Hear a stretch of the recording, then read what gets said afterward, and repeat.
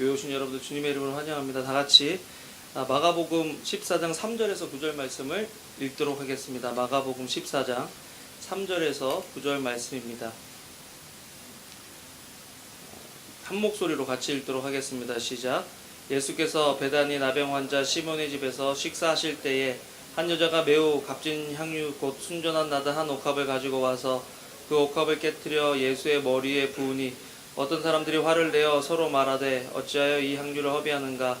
이 향유를 300데나리온 이상에 팔아 가난한 자들에게 줄 수 있겠도다 하며 그 여자를 책망하는지라. 예수께서 이르시되 가만두라. 너희가 어찌하여 그를 괴롭게 하느냐?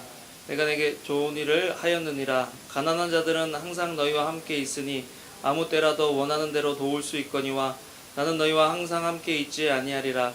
그는 힘을 다하여 내 몸에 향유를 부어 이리 준비하였느니라. 내가 진실로 너에게 이르노니 온 천하에 어디서든지 복음이 전파되는 곳에 이 여자가 행한 일도 말하여 그를 기억하리라 하시니라.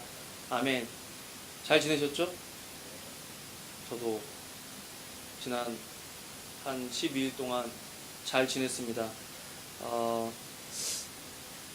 이번에 가면서 좋은 소식 두 가지는 고아원 시설 아이들, 우리 지난번에 온 아이들 중에 키 큰 예찬이, 저희가 이제 걔가 졸업하고 나가면 도와주려고 펀드를 마련하고 있는 그 예찬이는 원래 이제 그 검사를 해서 한 3급 정도 되는 지적인 장애를 그렇게 가지고 있는 아이인데, 예찬이 기도 제목이 지적 장애인이라는 그 꼬리표를 떼는 것.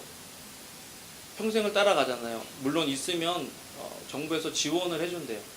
그런데 그 꼬리표를 떼는 것이 우리 예찬이의 기도 제목이었는데, 이번에 올해 3월인가에 검사를 했는데 야, 얘는 이제 더 이상 지적 장애라고 하기가 좀 그렇다라는 평가를 받아서 이제 정상으로 인이라는 그런 장애라는 꼬리표를 띄게 되어서 원장님하고 예찬이가 너무 좋아하는 거예요. 좋아하고, 또 설린이라는 아이, 요번에 온 아이는 얼굴 좀 검었고 뿔테 안경 같이 쓴 애 있었는데, 설린이는 교회 오기 전에, 여기 미국 방문하기 전에 마음의 상처나 어려움이 많아서 그 상담사나 또 필요할 때 또 치료를 받았는데, 교회 다녀오고 난 후에는 그런 이제 병원에 가야 되거나 상담사를 봐야 되는 그런 일이 없어졌다고. 얘가 되게 밝아졌어요. 원장님도 보시고 또 너무 좋아하시는 거예요. 그래서 너무 기뻤어요. 이게 참 아이들이 짧은 시간이지만 사람들이 아이들을 기억하고 도와줌으로써 아이들의 삶에 이렇게 변화가 있구나 하는 것들을 보면서 너무 기뻤어요. 너무 기쁘고, 또 이번에 교회 이름으로 아이들에게 갈비살을 대접했는데 아이들이 너무 잘 먹었어요. 너무 행복해하고 좋아하고. 그래서 야, 이게 계속해서 아이들 올 때 잘 해주고 또 지속적으로 관계하고 아이들이 성장할 수 있도록 도와주면 좋겠다 하는 그런 소망이 생겼어요. 그래서 기도해 주시고 또 교회에서 후원할 수 있도록 그렇게 허락해 주신 교회 여러분들께, 성도 여러분들께 감사를 드립니다. 사실 가치 있는 것에 드리죠. 우리가 아이들에게 물질과 시간을 드리는 이유는 우리가 그들에게 가치를 부여하기 때문에 가능한 일입니다. 가치 없는 것에 시간과 물질을 드리는 것을 우리는 낭비라고 하죠. 우리가 낭비하는 삶이냐, 아니면 뭐라고 할까요? 이익을 내나 프로덕티브한 생산적인 삶을 사느냐는 우리가 어디에 가치를 두고 사는가에 따라 달라집니다. 생각해봤어요. 우리는 소중히 여겨주는 사람을 좋아하죠. 또 좋아하는 사람을 기억합니다. 우리가 좋아하면 기억하죠. 좋아하는 음식, 좋아하는 장소가 있으면 좋아하는 음식을 기억하고 좋아하는 장소를 기억하고, 또 좋아하는 음식, 좋아하는 장소에 찾아가기 위해서 대가를 지불합니다. 가치를 지불하죠. 예배라는 것은 우리에게 가치를 더해주시고 우리를 사랑하시는 그 하나님께 우리 자신을 드리는 겁니다. 난 좀 더운데 안 덥나? 괜찮으세요? 네, 감사합니다. 가치를 지불한다. 지금 내가 어디에 가치를 지불하고 있느냐? 지금 내가 예배에 나의 가치를 드리고 있느냐, 하나님께 가치를 드리고 있느냐는 예배의 모습으로, 표현된 예배 방식으로 나타날 수 있다는 것입니다. 오늘 우리가 함께 읽은 이 본문은 사실은 누가복음 전반부에도 나오고 후반부에도 나옵니다. 이상하죠? 똑같은 스토리인 것 같은데 왜 두 번을 반복했느냐? 첫 번째 이야기는 예수님이 사역을 시작하시려고 하는 그 초창기 때 일어난 일이고, 오늘 본문은 예수님께서 이제 십자가 지시기 전에 일어난 그런 사건입니다. 이 사건에 예수님께 향유를 부어드린 여인이 동일 인물이다 아니면 다른 사람이다 라고 얘기하는 것은 논쟁이 있는데, 저는 그 논쟁이 어느 게 맞다라고 얘기하기보다는 이 두 사건이 주는 공통점에 대해서 우리가 초점을 맞출 필요가 있다. 뭐냐면 예수님은 우리 예배를 받으시기에 합당하신 분이라는 것입니다. 아까도 worthy. 난 worthy라 그랬는데 여기 노래할 때 worthy라 그래가지고 이게 더 맞는 표현인 거 알고 있었는데, 그 찬양하면서 저도 이 말씀하고 같이 비교해 본 것이 뭐냐면, 정말 예수님께 우리의 모든 것들을 드릴 만큼 아니면 얼만큼의 가치를 예수님께 두고 우리는 예배를 하고 있나 하는 그런 질문을 해보게 되었습니다. 하나님은 필요한 것이 없으신 분임에도 불구하고 계속해서 우리에게 드리라라는 말씀을 많이 합니다. 하나님께 드려라. 레위기를 보면 감사 예물을 드려라, 화목제를 드려라, 번제를 드려라. 하나님께서 뭐가 필요하신 분이 아닌데도 계속 하나님께 드리라는 말씀을 하죠. 시편 50편 23절 같이 한번 읽어보겠습니다. 시작. 감사로 제사를 드리는 자가 나를 영화롭게 하나니 그의 행위를 옳게 하는 자에게 내가 하나님의 구원을 보이리라. 우리는 가치 있는 것에 드리는데 가치가 없으면 드리질 않습니다. 하나님께서 제사를 드리라라고 할 때 흠이 없는 것들로, 점이 없는 것들로, 온전한 것들로 하나님께 드리라라고 말씀하시는 것은 하나님께 가치를 두고 살아가라라는 말입니다. 레위기 19장 5절도 너희는 화목 제물을 여호와께 드릴 때에 기쁘게 받으시도록 드려라라고 말씀합니다. 예수님께 드리는 삶이 예수님을 기쁘시게 하는 삶입니다. 하나님한테 드리도록. 근데 하나님한테 드리는데 어떻게 드리라고요? 기쁘시게 드리도록. 그렇기 때문에 하나님께 드려지는 삶, 그리스도께 드려지는 삶이 하나님을 기쁘시게 하는 삶이다. 예수님을 기쁘시게 하는 삶이다 라는 것들을 알 수 있습니다. 여러분, 받는 삶이 더 좋을까요? 주는 삶이 더 좋을까요? 주는 삶이 더 좋은 것 같아요. 저 이번에 또 한국 갈 때 하나님께서 또 많이 채워주시고, 또 한국 가서 시온 전도사님 아버님 교회 또 개척교회 가서 설교를 했는데, 개척교회는 흘려보내고 시온 전도사님 아버님 교회에서는 사례를 좀 설명 없으니까 잘 받았어요. 잘 주셨어요. 근데 그거를 고아원에 시설 가서 다 흘려보내고, 애들이요 몇 명이냐면 한 60명에다 선생님까지 합치니까 한 70명 정도가 돼요. 그러면 참외를 반쪽씩 먹으려고 그러면 65,000원이 필요하더라고요. 참외만 사줄 수 없으니까 오렌지를 반쪽씩 먹으려고 그러면 65,000원이 필요한 거예요. 애들. 그렇게 하고 밤에 또 애들 이제 아이스크림 사주고 싶어서 아이스크림 사주겠다고 했는데 10만원 나가고, 또 너무 애들이 잘 먹고 좋아하니까 치킨도 사주고 싶다 그랬더니 갑자기 원장님이 그 정도면 한 40만원 50만원 들 것 같은데 괜찮겠냐고. 그래서 됐다 그랬어. 괜찮다고. 그 정도는 못 흘려보냈는데, 요한 형제랑 같이 갔으면 할 수 있었는데 아까운 것 같아요. 요한 형제랑 같이 갔으면 치킨도 하고 다 했을 건데. 그래서 대학생 애들만 4명 데리고 가서 치킨 사주고 받고 흘려보내고. 여러분, 우리는 생산자이면 좋겠는데 우리는 사실은 생산자가 될 수는 없고 유통업자가 될 수 있는 것 같아요. 하나님께서는 우리에게 생산자가 되라고 말씀하신 것이 아니라 유통업자가 되라고 우리를 부르셨죠. 우리에게 없는 것들을 주라고 말씀하시는 분이 하나님이 아니라 우리에게 줄 것을 주시고 그것을 다른 사람에게 나누라고 우리를 부르신 분이 하나님이시라는 것입니다. 하나님께서 달라고 하시는데 달라고 하시는 이유는 주셨기 때문에 달라고 하는 거예요. 주지 않은 것을 하나님의 위치와 하나님의 능력을 힘입어서 달라고 우리를 억압하시는 하나님이 아니시라는 거죠. 창세기 12장 1절에서 3절을 같이 한번 읽어보겠습니다. 시작. 여호와께서 아브라함에게 이르시되 너는 너의 고향과 친척과 아비의 집을 떠나 내가 내게 보여줄 땅으로 가라. 내가 너로 큰 민족을 이루고 내게 복을 주어 내 이름을 창대하게 하리니 너는 복이 될지라. 너를 축복하는 자에게는 내가 복을 내리고 너를 저주하는 자에게는 내가 저주하리니 땅의 모든 족속이 너로 말미암아 복을 얻을 것이라 하신지라. 하나님은 나누라고 우리를 부르셨죠. 천하 만민이 너를 통해서 복을 얻을 거야 라고 말씀하실 때 천하 만민이 복을 얻도록 하시려면 하나님께서 어떻게 하셔야 되겠어요? 복을 엄청 주셔야 되는 거예요. 아브라함에게 복을 엄청 주셔야 아브라함이 그 복을 천하 만민에게 유통시킬 수 있는 거죠. 저는 이번에 갔다 오면서 야, 우리 교회 정말 잘 되면 좋겠다. 우리 교회가 가지고 있는 이 마음, 우리 교회가 나눠주고 구제하고 힘든 사람들, 어려운 사람들 도와주는 것들을 좋아하는 이 마음이 우리 속에 커지고 그것 때문에 우리 교회가 더 성장해서 정말 주변에 수많은 사람들 도와주면 좋겠다. 아이들이 같이 이렇게 이야기를 하는데 우리 고등학생들만 봤잖아요. 고등학생들하고 막 얘기하다가 동이 3동인가 4동인가 있어요. 여자애들 남자애들 따로 있고 어린애들 또 형들하고 따로 있고 3동이 있나 봐요. 큰 여자애들 저기 따로 보내고 남자애들 있고 또 조그만 여자애들 남자애들 같이 있는 동. 그래서 이번에는 2번째 동 남자애들이 있는데 이제 애들이 TV를 보고 있길래 가서 같이 누워 있으면서 스킨십도 잘 못하죠. 모르는 목사가 왔으니까. 형들한테 얘기 들어도 못 봤으니까.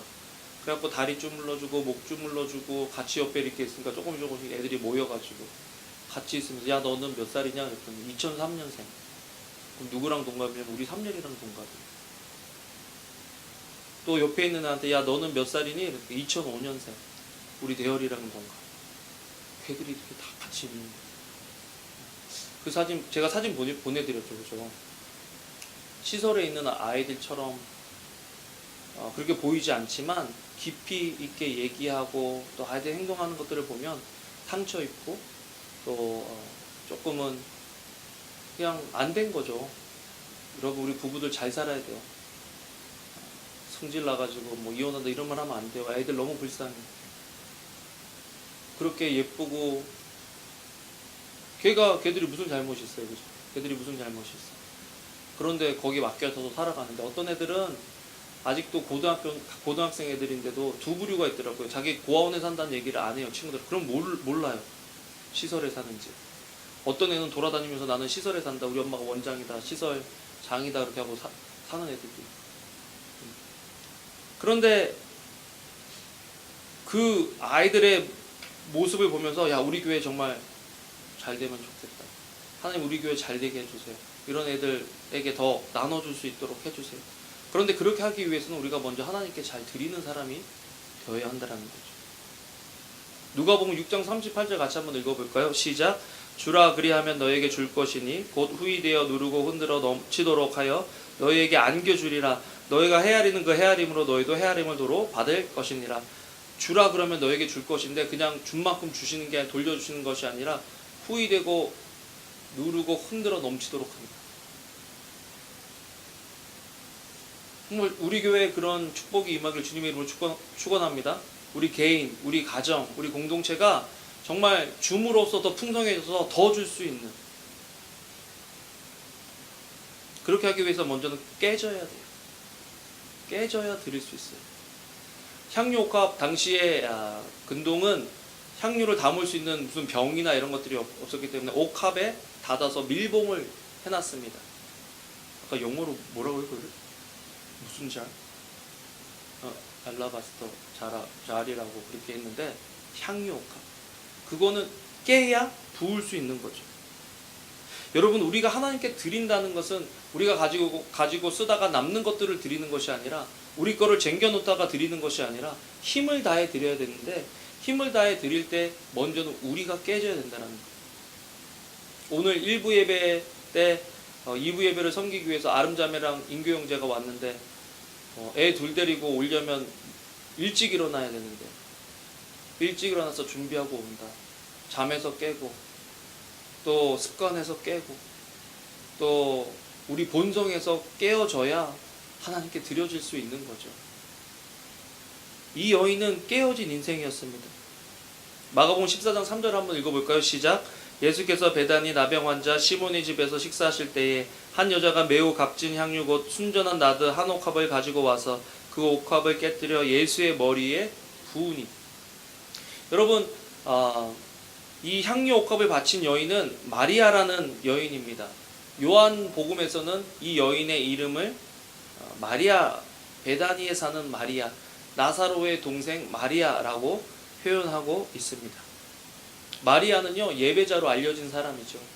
마리아가 구체적으로 언급된 부분만 성경에 세 부분이 나옵니다. 굉장히 중요한 부분에 이 마리아의 이름이 나와요. 오빠 죽었다 살아날 때 마리아 또 나오고, 또 마리아 마르다 잔치할 때 얄밉게 언니는 고생하는데 자기는 예배 시간에 앉아서 안 나가고 예배 집중해서 드렸죠. 예수님께 칭찬받고 언니는 혼나고. 세 번째가 오늘 나오는 이 부분입니다. 그런데 마리아의 삶은 깨어진 삶이에요. 깨어지면서 은혜가 나오고 깨어지면서 간절함이 나와요. 마리아는 성경에 기록되어서 보면 부모랑 살아야 그것이 정상인데 부모에 대한 언급이 없어요. 그래서 학자들은 이 사람들이 어렸을 때 고아가 됐을 것이다. 오라비와 마리아와 마르다가 사는 거예요. 여러분, 부모가 있다가 어렸을 때 부모를 잃으면 마음에 상처가 되고 그리움이 되죠. 마리아와 마르다도 그랬습니다. 무슨 사회적인 공동체가 잘 돼서 아이들을 잘 키워줄 수 있는 그런 분위기가 아니었고, 자기들을 보호하고 지켜줄 그런 분위기가 아니었기 때문에 그런 분위기에서 삼남매가 살아간다는 것은 쉬운 일이 아니죠. 또 오빠도 몸이 부실해서 약해서 죽게 되었기 때문에 오빠를 잃었던, 물론 오빠가 죽었다가 살아난 경험도 있지만 오빠를 상실했던 경험도 있는 사람입니다. 마리아가 왜 이렇게 하나님이 기뻐하시는 예배자가 됐을까라고 생각해 보면, 마리아가 어떻게 이렇게 하나님께 귀한 것을 한 번에 내어드릴 수 있는 그런 예배자가 됐을까 생각해 보면, 마리아는 깨어진 삶이었기 때문입니다. 여러분, 깨어진다는 것 가슴 아픈 일이죠. 깨어진다는 것은 보기 흉한 일입니다. 깨어진다는 것은 자기 자신에게도 위험한 일이지만 주변에 있는 사람에게도 위험한 일이에요. 깨어진 것을 치우다가 손 다친 거 경험해 보신 적 있으세요? 저는 많은데, 그릇 깨뜨리고 치우려다가 나도 모르게 베고 주변 다 흐트러지고 엉망이 되고. 그런데 그 깨어짐 때문에 간절함이 나오고요. 저는 요번에 그 시설 가서 느낀 거는 뭐냐면, 아이들한테 간절함이 있어요. 뭐에 대한 간절함이냐면, 누군가 여기서 나를 좀 도와주고 내 인생을 좀 이렇게 도와줄 수, 그건 사실은 부모 역할이거든요. 부모가 그렇게 하는 건데, 애들이 너무 많다 보니까 18살 되고 대학교 가면 누군가 그 아이를 더 이상 돌봐주고 할 수가 없는 그런 상황이니까 그런 사람들을 향한 갈급함이 있어요. 거기에서 제일 막내가 우리나라 지금 미국 나이로는 한 4살 정도 된 것 같은데, 아이하고 이제 마지막 날 이렇게 안아서 놀아주고 했더니 제 꽉 저를 껴안으면서 귓속에 대고 여기 있어요 이렇게 얘기하는 거예요. 가지 말라는 말보다 더 가슴이 아프더라고요. 여기 있어요. 내 옆에서 자요. 거기는 선생님들이 애들 옆에서 자니까 자기를 보호하고 자기를 지켜주는 사람이 되라고 하는 말이죠. 4살짜리. 깨어졌기 때문에 그런 힘을 갖고 있는 사람을 향한 간절함이 있는 거예요. 여러분, 우리가 예배를 드릴 때 우리가 깨어진 마음으로 주님 앞에 나와서 예배를 드려야 하나님을 향한 간절함이 생기는 거예요. 내가 할 수 있는 것, 내가 이룰 수 있는 것, 그래서 그거 나 이거 하고 왔다, 나 이거 할 수 있다, 나 저거 할 수 있다, 이런 마음으로 예배 나오면 이런 간절함이 없기 때문에 하나님을 예배할 때도 그런 간절함이 없는 얘기죠. 마리아의 예배가 왜 예수님께서 기억하시고 좋아하는 예배냐? 예수 그리스도를 향한 이 간절함이 있기 때문에, 그리고 간절함을 표현했기 때문에 가능한 일이죠. 우리는 깨어지는 걸 두려워하죠. 혹시 여러분 요즘 깨어짐을 경험하시는 분들 있어요? 소망하면 좋겠어요. 하나님이 그냥 깨뜨리시는 것이 아니에요. 하나님 손 안에 우리가 다 있는데 하나님께서 이렇게 보시고 잘못된 거는 아예 부셔서, 고쳐 쓸 수 없는 것들은 아예 부셔서 갈아엎으셔서 깨어진 조각들을 모아서 다시 잘게 빻고 갈아서 고운 가루로 만들어서 다시 빚으시는 거죠. 때로는 하나님이 우리의 삶을, 우리의 마음을 너무 아프게 하실 때가 있는데 그때도 하나님을 소망하면 좋겠어요. 이 과정을 통해서 온전한 문은 나올 것이다. 여러분, 기초를 쌓는 일보다 기초를 허무는 일이 더 어렵더라고요.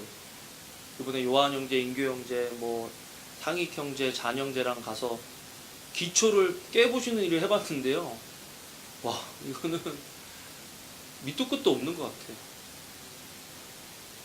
기초 만들 때 그렇게 힘든 게 아니라 기초를 부숴버릴 때가 그렇게 힘든데, 때로 하나님이 우리의 인생의 기초가 잘못 놓여지면 그거를 대충 고쳐서는 쓸 수가 없기 때문에 갈아엎으실 때가 있다는 거예요. 혹시 지금 그런 심정이 있으신 분들은 아프지만 좀 참으세요. 아프지만 좀 소망하면 좋겠어요. 하나님 이 과정 후에 우리가 정금같이 나올 수 있도록, 더 아름다운 모습으로 변화될 수 있도록 도와달라. 자, 그러면 두 번째로 우리는 깨어져서 하나님께 드려야 되는데 깨어진 우리를 예수님께 드리면 좋겠다. 만약에 이 여인이 향유를 예수님께 안 붓고 딴 남자한테 부었으면 여기에 기록이 될까요? 안 될까요? 안 되죠.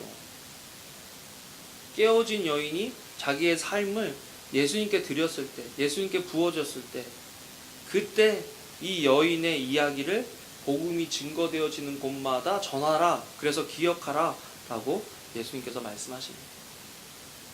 왜 깨어진 우리를 예수님께 드려야 하느냐? 예수님께서 그 깨어진 마음을 좋아하시거든요. 상한 심령을 좋아하시거든요. 왜? 거기서 간절함이 나오니까. 마가복음 26장 14절 같이 한번 읽어볼까요? 시작. 내가 진실로 너에게 이르노니 온 천하에 어디서든지 이 복음이 전파되는 곳에서는 이 여자가 행한 일도 말하여 그를 기억하리라 하시니라. 기억이 되는 예배. 하나님께서는 기억하시길 원하십니다. 근데 누구를 기억하세요? 깨어진 자기 자신을 하나님께 온전히 드릴 때 하나님은 그 사람을 기억하신다. 그 예배자를 기억하신다. 예수님께 드리는 사람의 삶을 예수님이 기억하시는 거예요. 어때요? 오늘 예배가 예수님께 기억될 만한 그런 예배인가? 하나님께 기억될 만한 그런 예배인가? 우리는 깨어진 심령으로 주님께 우리의 가장 귀한 것들을 힘을 가지고 와서 드리는 그런 예배를 지금 드리고 있는가?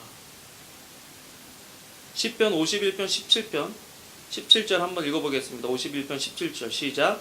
하나님께서 구하시는 제사는 상한 심령이라. 하나님이여 상하고 통회하는 마음을 주께서 멸시하지 아니하시리이다. 하나님이여 상하고 통회하는 심령을 주님께서 무시하지 않는다. 멸시하지 않는다. 그런 마음이 저와 여러분들에게 있기를 소원합니다. 제가 올 때 비행기 타고 오면서 계속 누가 기억나는 줄 아세요? 그 4살짜리 꼬마가 제일 기억이 나요. 많은 애들을 만났는데 다른 애들은 그 마음이 있었는데 표현을 안 했을 수가 있지만 걔는 표현을 했잖아요. 저한테. 수많은 사람이 예수님께 고귀한 것들을 내가 바쳐야 되는데 라고 생각하는 사람들은 많았지만 직접 그거 와서 붓는 사람은 거의 없었다는 거예요. 그러니까 예수님이 누구를 기억하라고요? 표현하고 부은 그 여인을 기억해라. 아름이는 자기가 생각할 때 내가 가장 그런 존재라고 생각하니까 저한테 간절하게 그렇게 얘기를 했죠. 표현을 하니까 제가 그 아이를 기억하죠. 비행기에서 내도록 그 아이가 생각이 나고 집에 와서도 그 아이를 기억해요. 왜? 표현했으니까. 가지 마세요 나중에 하면서. 그래서 제가 어떻게 해요? 그래도 나 이제 목사님 이제 가야 되는데,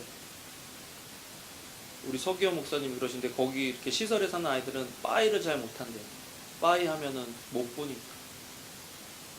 아이들이요 다 커도요 빠이를 잘 못해요.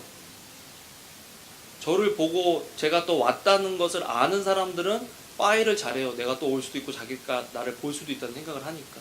근데 그런 것들을 경험하지 못한 아이들은 파이를 못하는 거예요. 얘가 상처받을까봐 제가 뭐라 그랬겠어요. 제가 고민을 많이 했어요. 저는 원래 함부로 약속을 잘하는 사람이에요. 그래서 뒤처리가 잘 안 돼서 힘이 드는 사람인데, 얘를 보는데 야, 목사님이 또 올게, 난 갈 거예요. 이제 또 무슨 건수를 만들든 우리 단기 선교팀을 만들든 또 가려고요. 나 목사님 갈게, 또 올게, 그때까지 밥 잘 먹고 있어라. 그러니까 그 아이가 그 아이에게 믿음을 깨트리지 않으려면 또 가야죠. 애들 열심히 키워서 한국 단기 선교 나갈 때 그 잉글리시 캠프 만들어서 갑시다. 아이들도 봐야 돼요. 니들이 얼마나 행복한지. 현모도 얼마나 행복한지 알아야 돼. 여기서 엄마 아빠랑 이렇게 있고 사랑받고. 생각해보세요. 애 하나로 쩔쩔매고 둘로 쩔쩔매는데 애가 60명이면 원장님은 머리가 얼마나 터지겠어요. 사춘기에 하나면은 그냥 몇 년을 골치를 앓고 마음을 다듬고 해야 되는데, 거기는 사춘기 있는 애들이 뭐 한 10몇 명이 되더라고요, 보니까. 얼마나 힘들겠어요, 그 속에서. 그런데 이 여인은 고백을 하는 거예요. 표현을 하는 거예요. 간절함을 뭘로? 향유로. 힘을 다했다는 표현을 해요, 예수님께서. 비싼 거를 줬다는 말씀은 안 하시고 힘을 다했다는 표현을 하세요. 향유가 한 1억 정도, 지금 우리 가치로는 1억 정도 한다고 생각할 수 있는데, 환산하면 가치로 1억짜리를 나한테 줬으니까 기억하라고 하시는 것이 아니라 힘을 다했으니까 기억하라고 그러는 거예요. 그 힘을 다하는 게 어디서 나와요? 간절하면서. 그 조그만 게 저를 안는데 나중에는 꽉 껴안더라고요. 가지 말라고. 여러분, 예배가 뭡니까? 예배는요, 주님 앞에 나와서 주님 가지 마세요, 내 옆에 있어 주세요, 나와 함께 해주세요. 그게 예배인 거예요. 그 예배를 하나님이 기억하신다는 거예요. 여인이 힘을 다했기 때문에 주님 아니면 자기는 아무것도 할 수 없다라는 완전히 낮아짐의 자세, 무능함의 자세로, 오늘은 머리에 부었다라는 표현이 있는 그 마가복음을 선택했지만 요한복음에 보면 발에 부었다고 해요. 머리카락으로 닦고.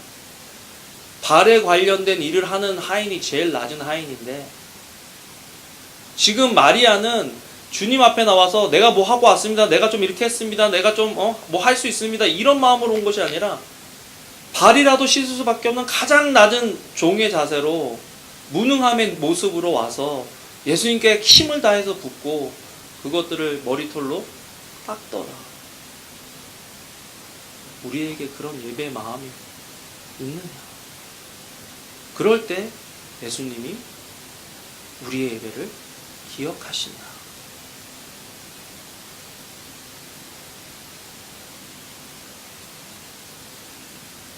마가복음 14장 7절 한번 같이 읽어볼까요? 시작. 가난한 자들은 항상 너희와 함께 있으니 아무 때라도 원하는 대로 도울 수 있거니와 나는 너희와 항상 함께 있지 아니하리라. 여러분, 왜 예배를 우리는 조금 소홀히 여길 때가 많을까 하면 예배 드릴 날이 많아서 그래요. 그렇게 생각하니까 뭐 다음 주에 뭐 다음에 하면 되지, 그런 마음은 있는 힘을 다해서 드릴 수가 없는 마음이죠. 고린도후서 6장 2절을 한번 읽어보겠습니다. 시작. 이르시되 내가 은혜 베풀 때에 너에게 듣고 구원의 날에 너를 도왔다 하셨으니 보라 지금은 은혜 받을 만한 때요, 보라 지금은 구원의 날이다. 지금이 예배드리는 지금 이 순간이 은혜 받을 만한 때요, 구원의 날이다. 그렇기 때문에 우리는 마음의 힘을 다해서 예수님께 예배를 드려야 합니다. 나는 우리 교회가 참 감사한 것은 누군가를 도울 때 힘을 다해서 도와요. 우리가 비록 다른 사람들은 기억해 주지 못하는 그런 교회가 될지라도 나는 우리 교회를 예수님이 기억해 주시면 좋겠습니다. 아멘? 여러분, 그런 교회 교인, 그런 교회 성도, 그런 교회에서 같이 예배를 드리는 저와 여러분이 될 때 그게 가치가 있는 거예요. 삐까뻔쩍한 건물에서 좋은 프로그램 좋죠. 그거 욕하는 거 아니지만 그래도 우리는 세상이 기억하는 교회가 아니라 예수님이 기억해 주십니다. 힘을 다해서 주님을 섬기고 주님을 예배하는 교회. 그런 교회가 되면 좋겠습니다. 왜 사람들이 예수님께 힘을 다해서 드린 이 여인을 욕했을까? 두 가지. 첫째는 예수님을 너무 과소평가했다. 예수님에게 1억짜리 향유가 부어진들 그것이 예수님을 영화롭게 할 수 있으니까 예수님하고 비교도 안 되지. 그런데 예수님을 그 정도의 가치로 두지 못하는 거예요. 여러분, 교회가 예수 그리스도의 몸된 교회입니다. 이 교회에 우리가 가치를 그렇게 두고 있느냐? 여러분, 예수 그리스도가 우주의 왕이십니다. 그 예수님을 우리 인생의 주인으로 인정하고 우리가 그 예수님을 섬기고 있느냐? 힘을 다해서 섬기고 있느냐? 아니면 우리가 드린 것 정도에 만족하면서 예수님을 폄하하고 있진 않을까? 두 번째로는 그 여인을 우습게 봤기 때문이죠. 만약에 왕이 부었으면, 만약에 학식 있는 사람이 부었으면 뭔가 이유가 있겠지 생각할 수 있는데 미천한 여인 하나가 와서 부으니까, 그것도 1억짜리를 부으니까 너 지금 무슨 짓 하고 있냐? 여러분, 우리는 교회를 섬기고 교회를 위해서 헌신하는 사람을 우습게 여기고 비웃으면 안 돼요. 내가 생각하는 것보다 더 지나치게 한다고 해서 그 마음을 우습게 여기면 안 된다는 거예요. 이번에 정승용 목사님 만났는데 정승용 목사님이 우리가 내린 결정이 항상 최고의 결정은 아니었지만 하나님이 우리가 내린 결정을 그래도 잘 될 수 있도록 해주신 이유는 단 하나, 우리가 하나님의 뜻을 찾으려고 발버둥을 쳤기 때문이다 라는 말씀을 하시더라고요. 근데 그 말이 맞는 것 같아요. 여러분, 어떻게 우리가 항상 하나님께 최선의 결정을 해서 최선의 것을 드릴 수 있습니까? 그렇게 못하죠. 그렇지만 우리가 정말 결정하고 정말 행하려고 하는 그 일이 정말 하나님의 뜻을 구하다가 내린 결정이냐, 아니면 세상과 환경과 타협하다가 절충한 결정이냐는 다른 결과를 만들어낼 수 있다는 거예요. 힘을 다해서 드려지고 있느냐?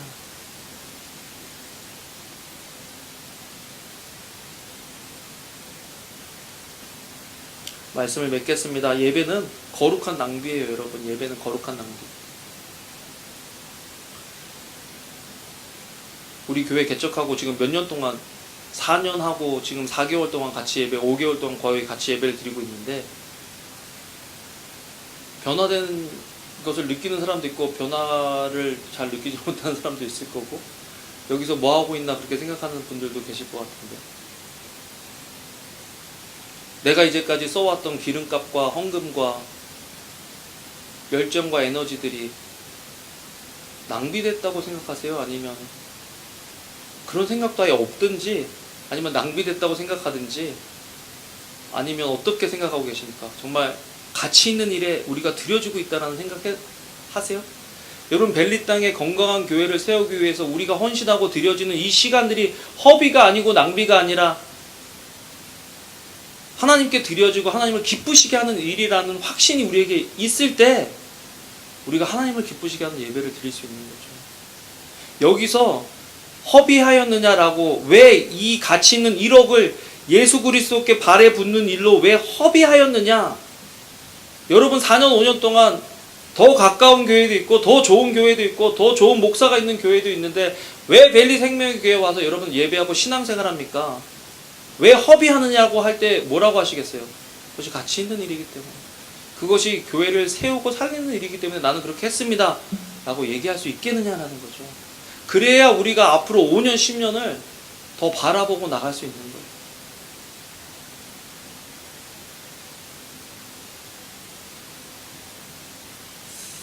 이 허비라는 말이 허랑방탕한 아이들이 썼다 할 때 그냥 낭비했다라는 말보다 이게 더한 말이, 이건 뭐냐면 없어지다, 소멸하다라는 말이에요. 그런데도 사람은, 세상은 네가 잘못했다고 화내고 책망하는데 예수님은 기억하라고 그러시죠. 여러분 예수님이 기억해 주실 거예요. 여러분들이 수고하고 헌신한 이 시간들을 예수님이 기억해 주실 거예요. 사실은 이 말은 우리 다음 창립 예배 때 하려고 그랬는데 박혜영 선교사님이 오셔가지고 그래서 멀리서 오셨는데 선교사님 어떻게 지내시고 그 아이 얘기도 너무 듣고 싶어서 선교사님한테 1, 2부 그러면 설교해 주세요 그랬어요. 그래서 박혜영 선교사님 설교하셨거든요. 창립 예배 때. 이 말은 여러분들한테 꼭 하고 싶어요. 여러분들이 우리 교회 시작하고 드려진 모든 수고와 사랑을, 섬김을 예수님이 기억하실 거다. 아멘? 네, 여러분 그런 사람들이에요. 그래서 앞으로 더 주님 안에 성장하고 힘을 다해드리는 저와 여러분들 되시기를 주님의 이름으로 축원합니다. 아멘. 기도하겠습니다. 하나님 감사합니다. 저희들 주님을 알고 주님을 믿고 주님을 따르며 섬기는 삶 살 수 있도록 도와주세요. 정말 주님이 월디하시다라는 고백을 하는 저희들 될 수 있도록 주님 도와주세요. 우리 다 같이 찬양 부르면서 한번 고백할까요? 다 같이 일어나서 저 찬양 가사가 너무 좋더라고요. 그죠? You are worthy. 같이 한번 찬양하면서 부르겠습니다.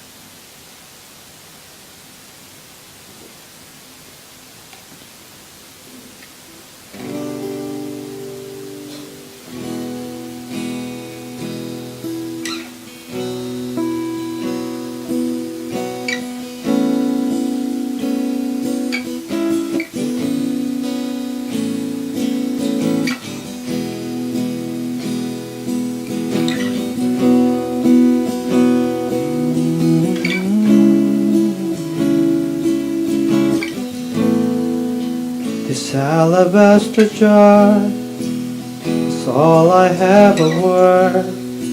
I break it at your feet, Lord. It's less than you deserve. You're far more beautiful, more precious than the oil. The sum of my desires and the fullness of my joy. Like you spilled your blood, I spilled my heart as an offering to my King. Here I am, take me as an offering. Here I am, giving every heartbeat for your glory. Take me. 오늘 1부 예배 때 그런 얘기를 했는데 사랑은요 갚는 게 아니에요. 갚을 수가 없어요. 사랑에는 반응하는 거예요. 이 여인이 예수 그리스도의 사랑을 갚은 게 아니에요. 사랑에 반응한 거죠. 예수 그리스도의 사랑을 갚으려면 우리도 죽어야 되는데 죽음 갖고 안 돼요. 예수 그리스도의 보혈의 공로를 어떻게 우리의 피에 비교할 수 있습니까? 갚을 수가 없어요. 그런데 이 여인은 갚으려고 한 게 아니라 반응했어요. 예배는요 갚으려고 하는 게 아니라 반응하는 거예요. 예수 그리스도의 사랑 반응한 거예요. 예수 그리스도의 사랑. 가사에도 그러잖아요. 예수님은 보혈을 흘려주시고 나는 내 마음을. 우리 예배가 그런 예배 되면 좋겠어요. 사랑에 반응하는 그런 예배. 사랑에 반응해서 그 사랑을 흘러가게 하는 그런 교회. 우리는 그렇게 해왔지만 더 할 수 있게 주님 도와주세요. 나 진짜 기도했어요. 하나님 사업하는 사람도 사업 더 잘 되고 정말 이 고아원 하나뿐만 아니라 지금 캄보디아, 베트남 수많은 교회 고아들이 엄청 많은데요. 그 사람들 다 품고 도와주고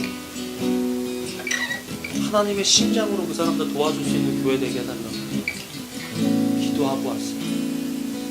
Like you spilled your blood, I spilled my 우리 눈 heart 감고 우리 as 마음을 an 부어드릴까요? offering to my King. like you spilled your blood.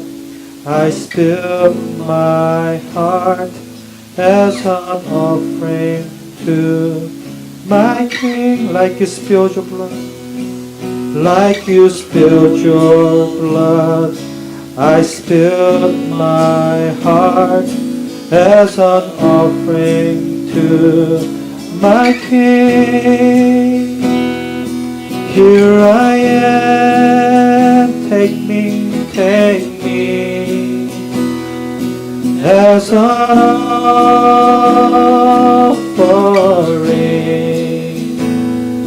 Here I am, giving